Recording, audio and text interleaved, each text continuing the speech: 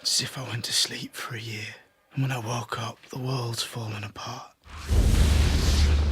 There is tremendous clamor for revenge, especially in the wake of the Red Wedding. Catelyn Stark's death, Richard Madden and Una Chaplin, that moment, I knew it was coming, and it ripped me up inside. I cried. I actually shed a tear that. Yeah, I shed a tear. All the performances were extraordinary, and it was very emotional to do. It's sort of, where do you go from there? Some of the most shocking and mind-blowing scenes of the entire series come at the end of this coming season. Some very bloody confrontations. I know how important the Red Wedding is to so many fans of the show and the books, but we pick up the pieces and top it in many ways. This is definitely the most dangerous season for Tyrion. It seems like almost every episode he's in jeopardy of getting his head removed from his shoulders. Tyrion has never been faced with this much public humiliation because he usually has an answer for it. I've talked myself out of 1,000 dark corners, Podrick. I don't think I'm talking my way out of this one. He's usually center stage, and he usually is better at it than the people around him. This time around, he's left as an audience member. I'm guilty of being a dwarf. There's no boundary with her and Tyrion of inflicting emotional damage. She's quite happy to do it. You've always pitied him. Our poor little brother. He'd kill us all if he could. Tyrion and Jaime definitely have a love that Tyrion doesn't have with the other members of his family, and he helps Tyrion a great deal this season. Careful. I'm the last friend you've got. My favourite character is Bronn, Jerome Flynn. I really like Cersei because she's just a fantastic character, and even though everyone hates her, you kind of love to hate her. Jaime Lannister. He's complex. The thing that Nikolai has is this incredible charisma. He was born to play that part. Oberyn Martell is the one wild card. I would describe Oberyn as a deeply passionate person.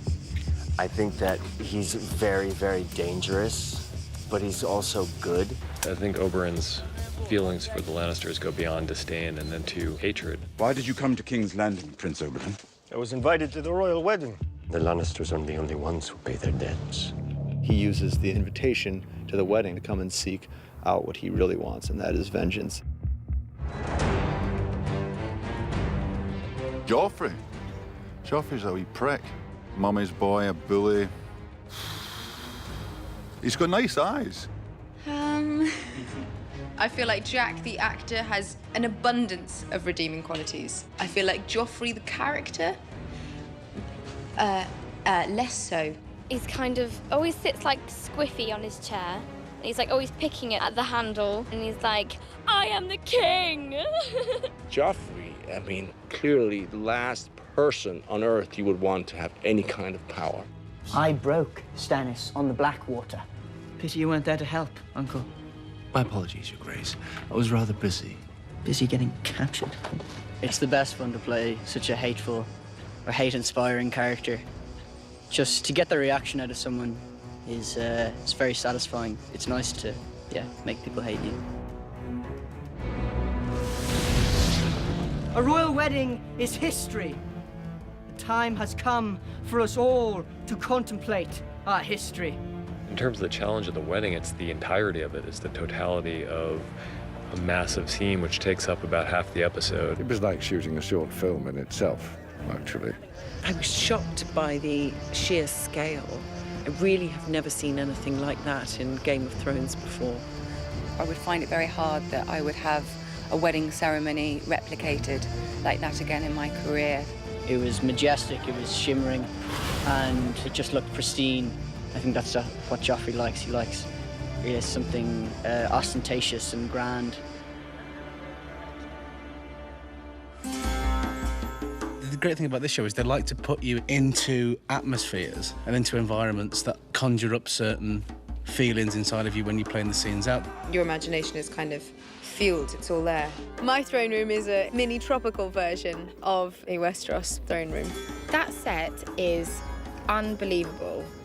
I walked in and was like open-mouthed for a good 10 minutes. Very intimidating. And Amelia's lovely, but you kind of look up at him and it's kind of frightening. She's exploring what kind of a leader she could be. How can I rule 7 kingdoms if I can't control a single city? The cities that Dany has previously liberated are beginning to revolt because it's all well and good going in and cutting the tie and seemingly breaking people free, but if you don't leave them with any kind of a structure or any kind of a commander who shares the same morals and views as the person who liberated them, then it's a free-for-all. They can live in my new world, or they can die in their old one. When the dragons were first born, they were adorable little babies and completely devoted to their mother, and they couldn't even eat without her. With each season, they grow, and with each season, they become a little bit more dangerous. And now they're at the point where they're not babies anymore. They are outgrowing the restrictions that she's placing on them. She's always feared it. I mean, for goodness sake, they're dragons. They've killed her enemies. What's going to stop them from killing anyone? Because they're dragons in a non-dragon world. They're dragons, Khaleesi. They can never be tamed. I think it's kind of a symbol of her losing control of herself and losing control of what she's doing. The thing that I got most excited about is Jon is not the same man from season to season. There's too much that's happened to him, too much that's gone on and that he's had to learn from. We find him in season 4. He's in a very bad place as far as how he feels he treated Ygritte and his honor because of that. Not only breaking his vows to the Night's Watch, but breaking his vows to her. He's in a lose-lose position, really. But he has to make good. You've done nothing wrong. I've done plenty wrong. He's reunited with Sam, which is a good thing, but their relationship's changed. Sam and Jon's relationship this year is as even and equal as it's ever been. There's more confrontation between them this season. You're a wildling girl. She's one of the raiders. She's not my girl. Ah, but she was, wasn't she? It's a very different relationship we find themselves in, but still a loving one, still a caring one. And I think without Sam, Jon would crumble. Oh, that's an easy one. It involves prosthetics. No, it's a big man. Go back and find your clothes, Hodor. One of the most terrifying things I've ever had to do was the opening shot of season 3. They wanted to get this feeling of something being behind Sam and something in pursuit of Sam.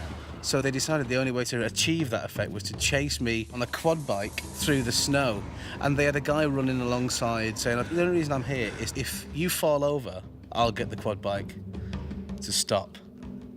I went, thanks very much. I don't know what they're paying you, but it's not enough. Sometimes greeting CGI wolves is a strange experience.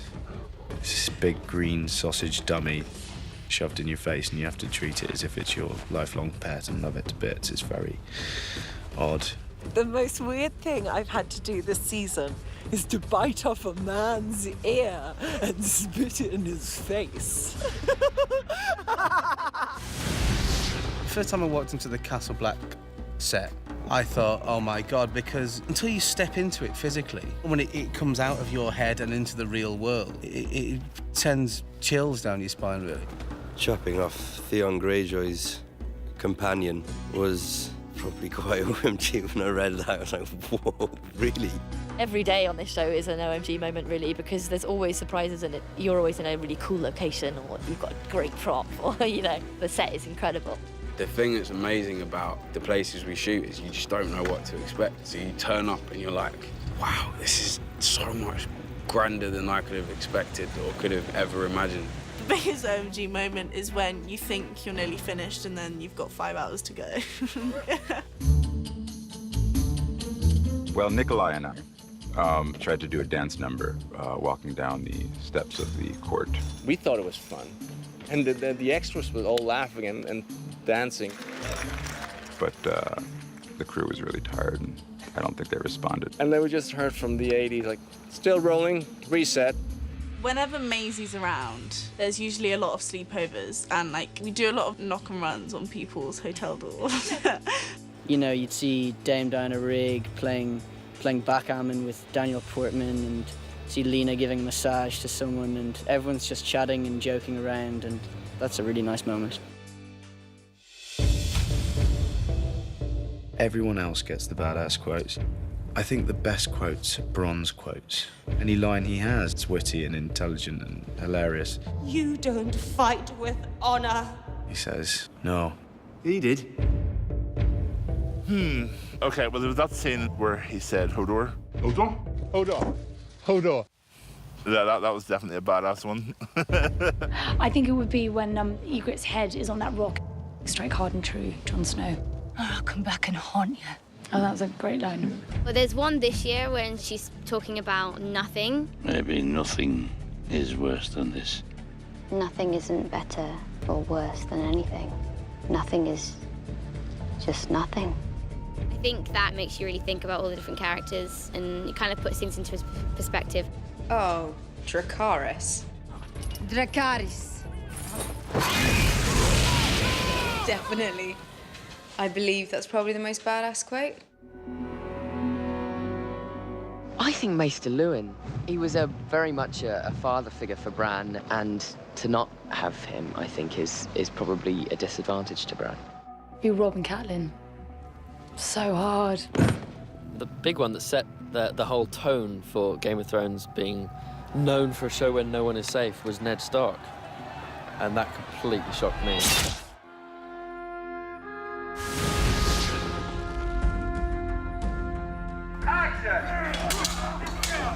I think as in previous seasons, there's a build. I think what makes this season different is that things really get going much more quickly. It's more thrilling throughout than season 3 was.